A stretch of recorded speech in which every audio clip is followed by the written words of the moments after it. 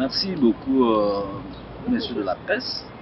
Je pense que c'est depuis très longtemps, nous sommes là sur ce chemin, en train de faire des efforts à ce que les artisanats miniers puissent avoir des sites et puissent travailler en toute quiétude.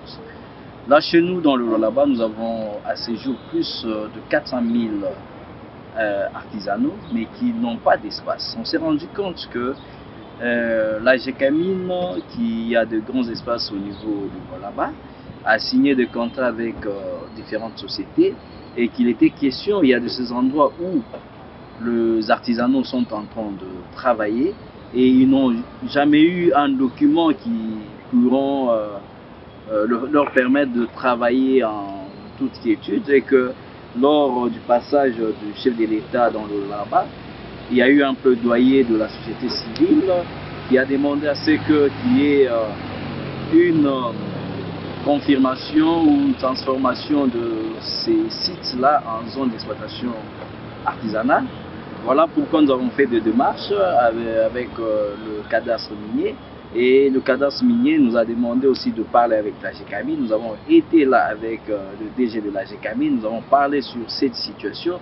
Et là, nous sommes satisfaits parce que les réponses du DG de la GECAMIN ont été satisfaisantes. Mais nous n'allons pas croiser le bras jusqu'à ce que nous qui traînaient. Voilà que ces problèmes ont été posés au niveau de l'Assemblée provinciale, qui a relayé au niveau national, et nous sommes très satisfaits pour cette politique où lorsque les problèmes sont posés au niveau de la province et que c'est relayé directement au niveau national et qu'il y a de flux qui se produisent. Voilà pourquoi nous sommes vraiment très contents et que nous encourageons le président de l'Assemblée provinciale plutôt, de ce qu'il est en train de faire comme travail, et à chaque fois qu'il récolte des déshydratats de la population au niveau provincial et qu'il trouve que cela doit avoir des solutions au niveau national, il nous envoie ça ici et que ça continue toujours à produire de fou.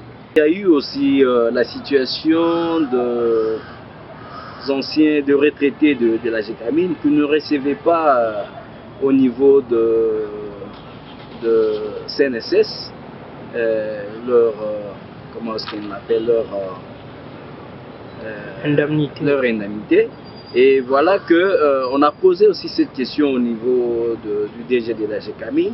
Je pense qu'on a posé ces problèmes tels que relayés par le président de l'Assemblée, parce qu'il y a beaucoup de gens qui ont travaillé pour la GECAMIN et que pendant le temps qu'ils travaillaient pour la GECAMIN, ils étaient en train de donner leur cotisation, mais après qu'ils aient parti en retraite, ils ne recevaient pas leurs frais d'indemnisation au niveau de la CNSS.